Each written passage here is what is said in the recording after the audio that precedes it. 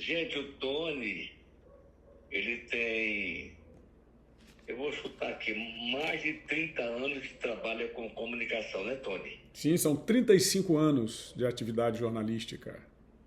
Mais anos do que eu, rapaz. Parabéns, parabéns, viu, Tony. E o Tony, ele é filiado ao PL, né?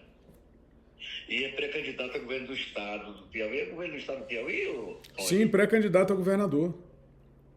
Agora, Tony, o que levou o Tony Rodrigues, esse rapaz, esse senhor, que a gente conhece já há algum tempo, e buscar essa vaga de candidato e pré-candidato a governo do estado? O que é que levou a isso? Bom, eu agradeço a você, agradeço aos ouvintes pela oportunidade de falar. É um incômodo muito grande que eu tenho em relação aos problemas que o Piauí enfrenta. São muitos e tantos problemas que um jornalista com a sensibilidade que você sabe que a gente, que é da comunicação, tem, não poderia jamais ficar indiferente a esse contexto de política predatória, de política que explora os mais pobres, que mantém as pessoas numa pobreza até às vezes consentida, porque as pessoas hoje estão amedrontadas, estão aterrorizadas pela concentração enorme de poder que existe nas mãos dos senhores políticos. Então, esse incômodo me levou a aceitar esse desafio, concorrer ao Estado para a gente instituir um novo tempo, né? Como diz aí a sua rádio, um novo tempo de governança e de práticas políticas robustecidas pela ética, robustecidas pela responsabilidade administrativa, mas, acima de tudo, pelo respeito ao povo do Piauí. Porque o povo do Piauí precisa e merece ser respeitado. Qual é a sua avaliação hoje sobre o estado do Piauí, Tony, no geral? Emprego, social, saúde, logística. Eu tenho uma decepção muito grande com os resultados apresentados pelo governo, porque o governo hoje é a máquina pública que praticamente comanda os destinos do Estado. Hoje nós temos um setor comercial fragilizado, o setor empresarial fragilizado, temos nos grandes centros uma comunicação também fragilizada pelo poderio do governo do Estado e, sobretudo, do governo do PT, do partido do governador, de modo que eu tenho uma decepção muito grande com os rumos do Piauí, que é um Piauí hoje que promove o fechamento de empresas por conta da alta carga de impostos. Nós temos a segunda maior carga de impostos do nosso país, 22,5%. A propósito, se eleito governador, eu pretendo reduzir esses tributos para 17%. Nós temos um índice de desenvolvimento baixíssimo se a gente comparar com o restante do Brasil, né? Os demais estados brasileiros, eles conseguem, sobretudo fora da região Nordeste, se desenvolver muito mais, porque cobram menos impostos, e a gente sabe que desenvolvimento econômico ele não vem da cobrança de impostos, ele vem do incentivo ao empreendedor, para que o empreendedor possa realmente ter a liberdade econômica, ter um projeto de liberdade econômica para deslanchar e, com isso, gerar mais empregos. Hoje nós temos um Piauí que tem 650 mil pessoas com dependência de programas como o Bolsa Família, enquanto apenas 380 mil, 400 mil com carteira assinada. Então a gente precisa modificar essa realidade. Eu sou a favor dos programas sociais, mas o maior programa social que eu vejo é a carteira de trabalho devidamente assinada. Se não tem carteira de trabalho assinada, se perde para os benefícios sociais, significa que o governo está errando. Uma outra questão que eu vejo com muita gravidade aqui no estado do Piauí são os índices de corrupção. Nós temos denúncias de corrupção não apuradas devidamente. Nós temos o próprio governador assinando uma carta, assinando praticamente um atestado de completa falta de idoneidade quando ele vai ao Supremo Tribunal Federal para retirar investigações da área da saúde, da Secretaria de Saúde, que estão sendo feitas pela Polícia Federal. Ele pede que sejam feitas pela Polícia Civil, que ele controla, que ele manda, não é politicamente. Nenhum delegado hoje ousaria se insurgir contra uma determinação do governador, o que mostra que nós precisamos urgentemente despolitizar e despartidarizar a nossa máquina de segurança pública no estado do Piauí. Evidentemente, valorizando os nossos policiais, principalmente o policial militar, que é aquele que dá o enfrentamento primeiro, que é aquele que está na linha de frente, que coloca o peito para o combate, e às vezes mortal, com a criminalidade, e que ganha o pior salário em início de carreira de todo o Brasil. É R$ 3.700 a R$ 4.100, o que é uma vergonha. Precisamos colocar as delegacias de polícia para funcionar. Hoje nós temos delegados regionais e praticamente não temos sedes policiais civis nas cidades, porque o governo do estado resolveu fazer tudo, acredito que por inteligência artificial, criando inúmeras secretarias, criando órgãos, retirando a autonomia do estado para entregar aos senhores políticos. E é esse combate que nós pretendemos empreender. Então, realmente, isso me incomoda e é como eu vejo o estado do Piauí hoje, que precisa ser realmente e efetivamente transformado para melhor, para atender o povo de um modo geral. Esses setores que eu coloquei são os prioritários, mas nós temos ainda dificuldades na área de saúde. A regulação, meu caro, você que tem um problema sério na área de saúde, foi afetado por um problema sério na área de saúde, sabe o quanto sofre qualquer cidadão hoje no Piauí para uma regulação que demora meses, que demora inclusive anos para quem vai se operar de um quadro de saúde que seja realmente delicado. Então nós temos aí uma série de mudanças na área de educação. As escolas públicas hoje estão bonitas nas fachadas.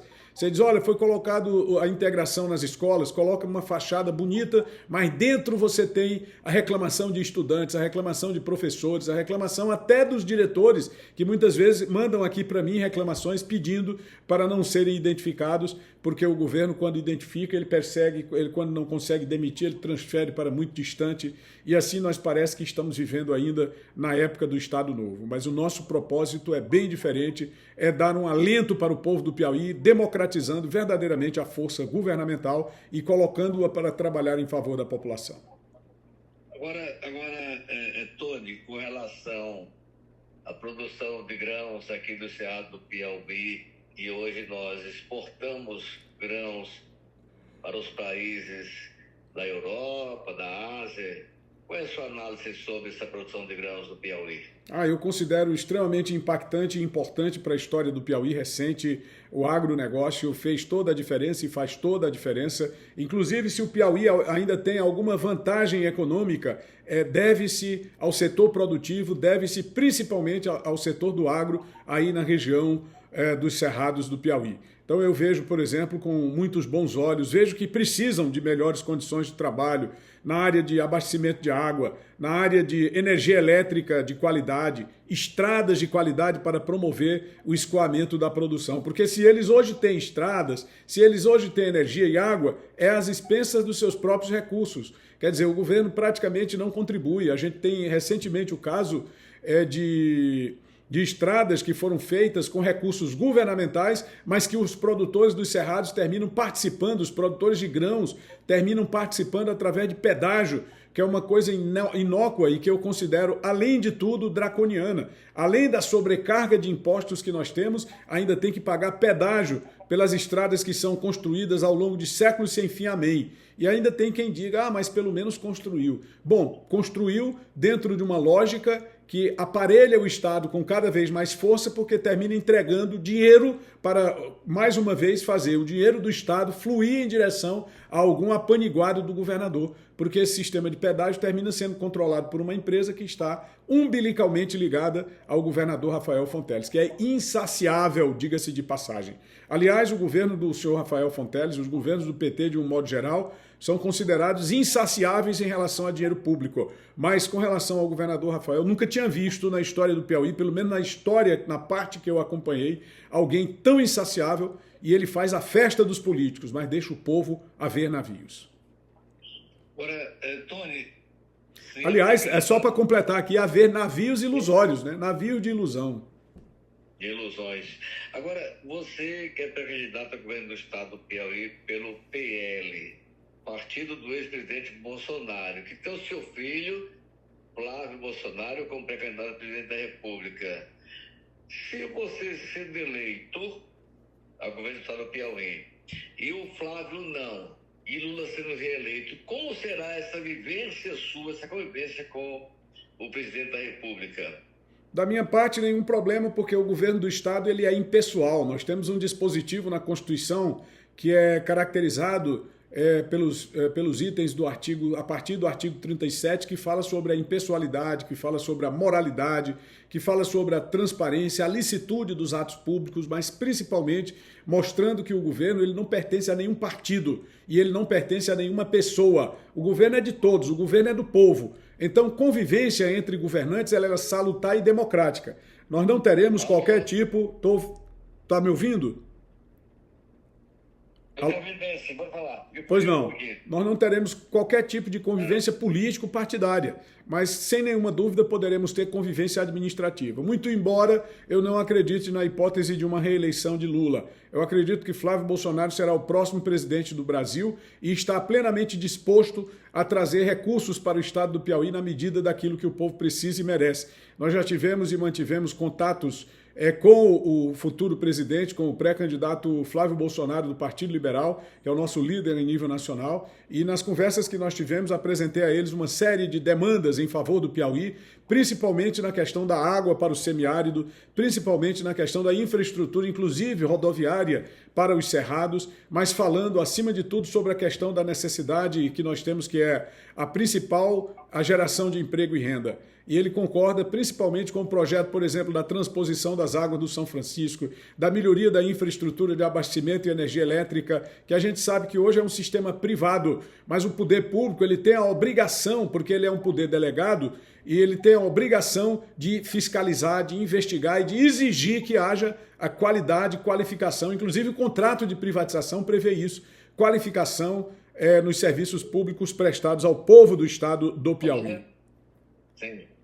Entendeu? Então é isso. Então nós temos mantido bastante contato e não tem nenhum problema de convivência com nenhum grupo político, eu não tenho nenhuma adversidade com nenhum grupo político, minha adversidade não é pessoal, entendeu? A adversidade é o desacordo, porque eu não concordo com práticas corruptas, com práticas ineficazes e, acima de tudo, com a concentração de poder absoluto que nós temos hoje na mão dos políticos. Hoje o jornalista, o radialista, a população comum, políticos aí do interior, vereadores, líderes políticos, eles têm inclusive medo do poder que o PT representa hoje no estado do Piauí. Então a gente precisa romper com esse ciclo do medo, lembrar que o estado do Piauí já foi a quarta economia do país, a quarta economia do Brasil no começo do século XX e que o PT não fez absolutamente nada, não transformou nada. Eu tenho inclusive como provar, meu querido, e aos seus ouvintes, que o PT, a única coisa que o PT consegue preservar é o seu próprio poder político através da pressão e da chantagem aos mais pobres e necessitados do país e principalmente do Nordeste. Agora, nós olhando para as cidades grandes como Teresina, Paraíba, Picos e outras cidades florianas, como é que você vê essa questão da logística dentro da cidade, ou seja, transporte urbano, Teresina? Teresina é uma lástima, não é? Desde que o doutor Pessoa assumiu o governo em 2021, ele sucateou e acabou com a gestão pública de Teresina, que vinha crescendo a partir da atuação do nosso brilhante Firmino Filho, que foi o meu líder. Tenho muito orgulho de ter pertencido ao partido do Firmino Filho, de ter atuado ao lado dele, fui diretor da Rádio FM Cultura de Teresina na gestão última dele, e ao longo de muitos anos seguimos juntos, caminhamos juntos na política e, evidentemente, sempre abrilhantando a gestão de Teresina com a sua competência, que o Firmino era muito competente, mas, acima de tudo, com a sua dedicação e seu amor ao povo de Teresina, que eu acho que é o que está faltando. A gente tem um elemento como o doutor Pessoa, que é uma pessoa incompetente, que deveria ter sido interditado na gestão pública, e aí passa para o doutor Silvio Mendes, que, por ter sido um aliado político do Firmino Filho, gera um governo completamente inócuo. Parece até que Teresina não tem prefeito. Ele é a sequência do governo do doutor Pessoa. Inclusive, os personagens que fazem parte e dão sustentação ao governo do Silvio Mendes são os mesmos que deram sustentação ao governo do doutor Pessoa. Tanto é que ele hoje é chamado de doutor Pessoa 2.0.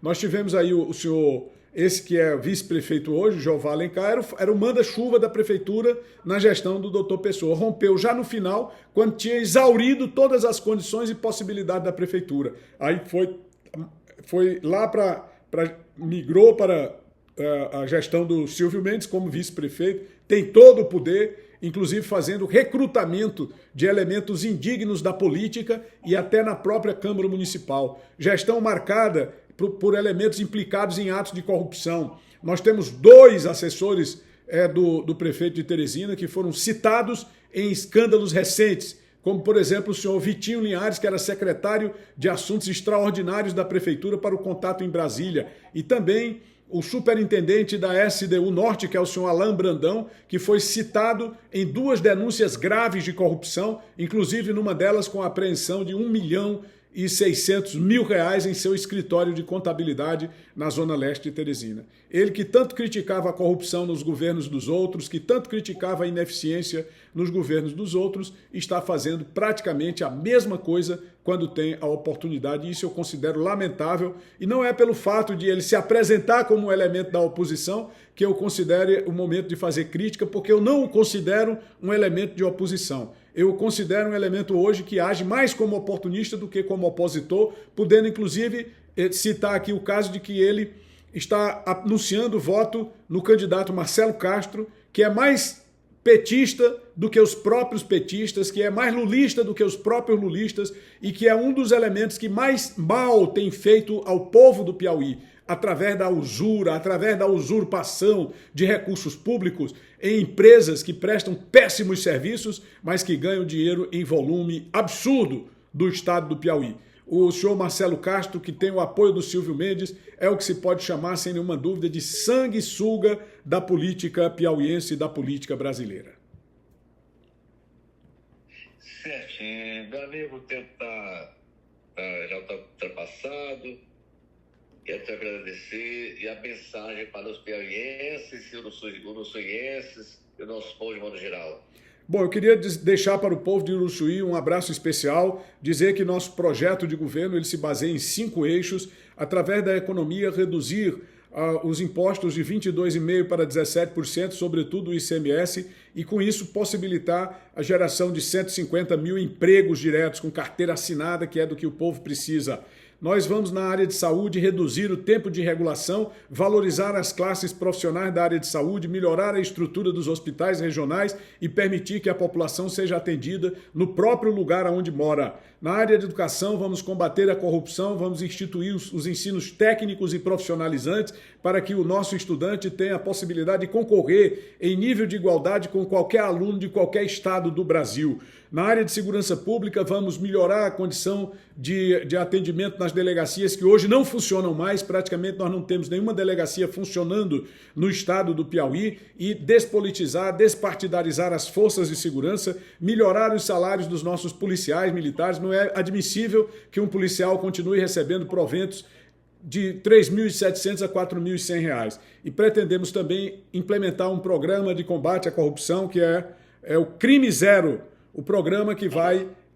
Oi, tá ouvindo? Só para fechar, programa que vai gerar, que vai permitir que a gente possa economizar cerca de R$ 1 bilhão todo ano com o combate à corrupção, dinheiro que é desviado pelos esquemas de corrupção em atuação hoje no Piauí, lamentavelmente. Então, muito obrigado a você, muito obrigado ao povo de Uruçuí, especialmente aos ouvintes da Rádio Novo Tempo. Grande abraço. Quando vier no Uruçuí, Tony, vem aqui no rádio, rapaz. Você vem por aqui ou vai passar por aqui? Vamos sim, vou lhe procurar para a gente conversar pessoalmente. Procura aqui para a gente conversar. Tony, muito obrigado, cara, por você ter disponibilizado esse tempo todo para conversar comigo. Conversamos muito em off, né? É verdade, eu também fiquei muito agradecido a você. Muito agradecido a você. Estou lhe ouvindo. Tá. Muito obrigado e abraço ao pessoal, tudo nós conversamos aí, estamos por aqui. Eu sou um cara com moto hoje, sem visão, amputado, mas estou vivo e trabalhando firme e forte. Isso é o que importa, trabalhar, produzir. Um abraço, meu filho, boa sorte, que Deus abençoe, viu? Para nós, um grande abraço. Tchau. Então eu conversei com o Tony. Tony, para quem não conhece, ele é jornalista,